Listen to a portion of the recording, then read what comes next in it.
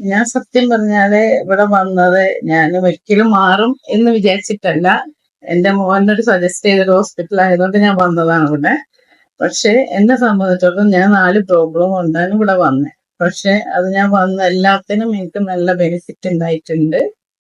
പിന്നെ നല്ല ഫിസിയോതെറാപ്പിസ്റ്റ്, നല്ല ഡോക്ടർ, നല്ല സ്റ്റാഫ്, ഈവൻ ക്ലീനിങ് സ്റ്റാഫ് വരെ ഒരാളെ മാറ്റി പറയാൻ പറ്റില്ല. അത്രക്കും നല്ലൊരു ട്രീറ്റ്മെന്റും സൗകര്യം എനിക്ക് ഇവിടെ കിട്ടിയിട്ടത് ഞാൻ 100% ഇവിടുത്തെ പിന്നെ കിട്ടിയ എല്ലാത്തിലും ഞാൻ 100% ഹാപ്പിയാണ്.